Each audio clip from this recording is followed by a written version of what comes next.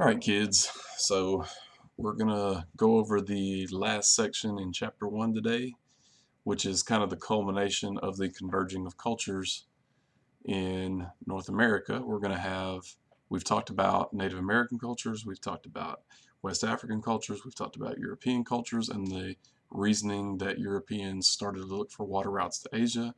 And today we're going to look at Europeans actually coming to North America. All right, and we're going to dispel a few rumors, a few myths that you guys have probably learned over the years when it comes to Europeans and coming to America. All right. So the first thing we want to do is we want to go ahead and discuss the elephant in the room, and that is that Christopher Columbus did not discover America. All right. There were Native Americans in North America before Christopher Columbus came to North America. B, Christopher Columbus was not the first European to come to North America. All right.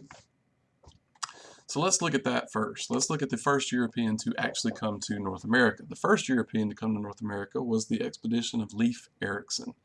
Leif Erikson was a Viking from Scandinavia. He and 35 men came to North America in 1001, exploring the coast of Labrador and Newfoundland in Canada. Why do we not talk about the Vikings? Why do we have a Columbus Day and not a Leif Erikson Day? Why do we talk about Columbus discovering the Americas and not the Vikings discovering the Americas? Well, it's mainly because the Vikings didn't settle here permanently. All right, the Vikings just did a little exploring, and then they went back to Greenland and back to Scandinavia. All right, Christopher Columbus, when he came to North America, he made 4 voyages to North America and established several colonies here. You know, he tried to colonize North America. If you need to know where Scandinavia is, anytime we talk about Scandinavian history, we're talking about the nations of Norway, Sweden, and Finland. All right. So Vikings from Norway, Sweden, and Finland explored the ocean, sailed west, explored Iceland and Greenland, and eventually Canada. Okay. Eric the Red was the original Viking that began the expedition, and then Leif Erikson took over from Greenland and explored the Canadian coast. Okay. Here we have a bust of Leif Erikson. All right. Columbus, Cristoforo Colombo, as his real name is, who was from Italy. He was not from Spain, he was from Italy. But he is going to sail for the country of Spain. Spain is the country that's going to pay for his voyages, and Spain is the country that's going to claim many parts of North America that Columbus found. Okay. So in the mid-1400s, Christopher Columbus, we said he was an Italian navigator, not a Spanish navigator, but he wanted to sail across the Atlantic. He wanted to find a western route to Asia. All right. The other rumor that I want to go ahead and stomp out right now is that everybody thought the world was flat except Christopher Columbus. Christopher Columbus thought the world was round, and he wanted to sail west from Europe to prove that the world was round. No. Everybody that had any level of education knew that the world was round. Okay, Claudius Ptolemy knew that the world was round long before Christopher Columbus ever thought about sailing to America, long before he was even alive, much less thought about sailing for America or finding a western route to Asia. Okay, but Columbus read Ptolemy's books and calculated the distance from Europe to Asia, not knowing that North and South America were there. He was very lucky because he miscalculated the distance from Europe to Asia. He thought the world was much smaller than it actually is. And so he was very fortunate that North and South America, these large land masses, were here, because if they weren't here, he probably would have died in the middle of the ocean somewhere, because he would have misjudged the size of the planet. Okay. So here's a picture of Christopher Columbus, an artist's rendition of Christopher Columbus. Okay. we are going to address at some point the debate over Christopher Columbus. All right, Christopher Columbus was celebrated. We have a Columbus Day. Christopher Columbus gets credit for discovering America, all these things. But there was also another side of Christopher Columbus. There's a lot of people who are critical of Christopher Columbus and the way that he interacted with Native Americans, or at least the way that the men that he governed um, interacted with Native Americans. But we'll get into that later. All right, so today's lesson is not so much about was Christopher Columbus a great guy or a bad guy, or all we're talking about is what Christopher Columbus did. Okay, like his main accomplishments here.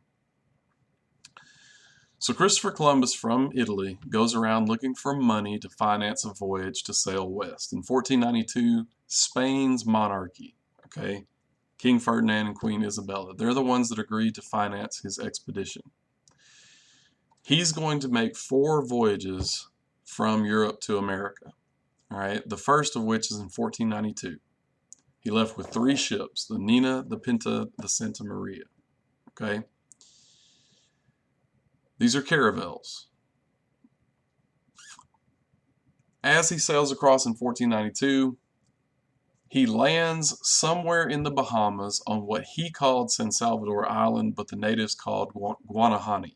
All right, the Native Americans he met there were called the Taino, but he called them Indians because he thought he was in the East Indies. He returned to Spain with gold, with exotic animals like parrots, with spices, with Native Americans. If you're the king and queen of Spain, and a man asks for money and you give him money, and he goes across the ocean on this voyage and then returns with things you've never seen before, exotic things that you've never seen before, you would think that he had found a western route to Asia and you would finance another voyage. Okay, and they're going to do that. They're going to finance another voyage, and Columbus is going to return to the Americas. If we look at this map here, this is just kind of a rough estimation of where Columbus might have landed in the Bahamas. We don't actually know the exact island that he landed on. Okay, we know it was in the Bahamas. We know he called it San Salvador Island, and the natives called it Guanahani, but we don't know which exact island it would be. All right, he did make pretty accurate maps of Cuba and the island of Hispaniola, which is where Haiti and the Dominican Republic are today. But we just really don't know where he landed in the Bahamas initially. Okay.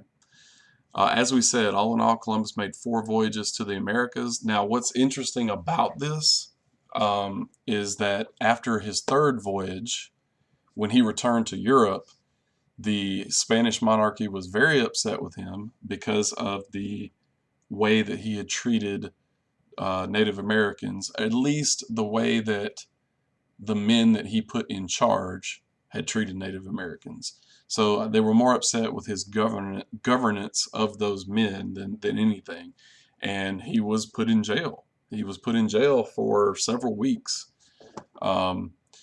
He was released, and the Spanish monarchy eventually cleared him of all charges. But it was controversial enough that he spent some time in jail. The myth is that Columbus died penniless and in jail. He didn't die in jail. He went to jail after his 3rd voyage and actually got Spain to finance a 4th voyage to the Americas. They just wouldn't let him be the governor of any settlements that he established on that 4th voyage. All right. Once we determine that we're discovering new territories out west, the Pope has to become an arbitrator between Spain and Portugal. So what the 2 countries with help from the Pope did is they agreed to a line called the Line of Demarcation. They signed a treaty called the Treaty of Tordesillas, and any new territories that were east of this line of demarcation would belong to Portugal, and any new territories that were west of this line would belong to Spain. Now, I love talking about this part of history. Okay, if you look at this line of demarcation, all right, if we look at Spain and Portugal here, I don't know if you can see my cursor or not, but I hope you can. Spain and Portugal are here in Europe, all right? Portugal gets to claim everything to the east of this line. This solid purple line is the line that they eventually agreed upon. Okay, this 46-degree line of longitude. So Portugal gets everything east of that line. Spain gets everything west of that line. Okay. Now this is where learning a little bit of history can tell you why the world is the way it is today. If you think about South America and Mexico, what language is spoken in the majority of the countries in South America and Mexico? Well, it's Spanish. Well, that's because the Spanish were the ones that settled everything west of that line. The country that is east of that line in South America is Brazil. Well, what language do they speak in Brazil? They speak Portuguese because Portugal was able to settle lands east of that line. Okay? So it's very interesting that when you think about South America and you're like, well, why does Brazil speak Portuguese and everybody else speaks Spanish? Well, that's why. It's because Portugal was the country that was able to settle those lands. Okay? So Spain took control of the new American lands except for Brazil, which Portugal got. Okay. Now, eventually, people started to talk about these land masses and how they could not be Asia. They couldn't be the East Indies. And the guy that is credited with, well, America is named after Amerigo Vespucci. All right, he's the guy that came along and said, okay, or at least came along and proved that these land masses could not be Asia. All right. Other Spanish explorers that you need to know, Juan Ponce de Leon, he discovered Florida in 1513. You know, the myth is that he was looking for the Fountain of Youth. Whether or not he actually thought there was a Fountain of Youth, probably not, but he probably was looking for gold and other valuables.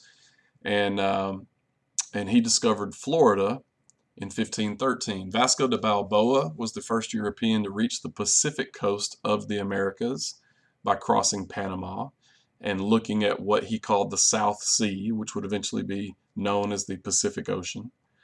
And then Ferdinand Magellan, a Portuguese mariner working for Spain, just like Christopher Columbus was an Italian mariner working for Spain, who circumnavigated or sailed all the way around the globe in 1519.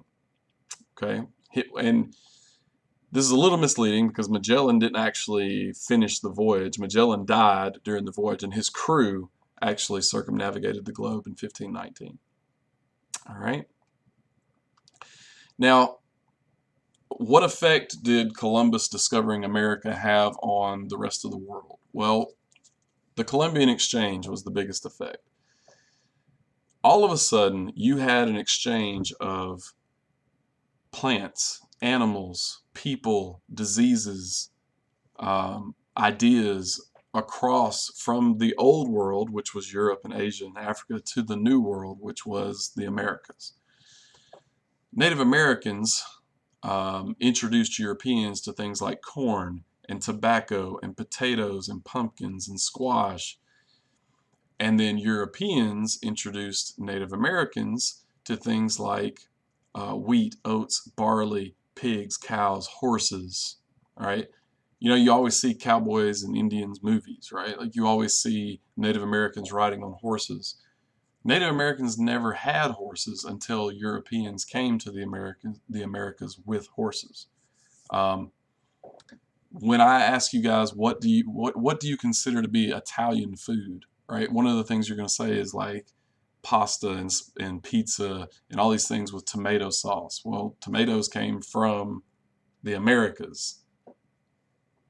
So this Columbian Exchange really had a vast impact on the entire world. And it was an exchange of not only foods, but just ideas. And Europeans brought diseases to the Americas like smallpox and the flu, and diseases went back and forth. But the smallpox and influenza had a drastic impact on Native Americans. Many Native American civilizations were wiped out by the flu and by smallpox. And boy, does that resonate today, because we're dealing with a pandemic, right?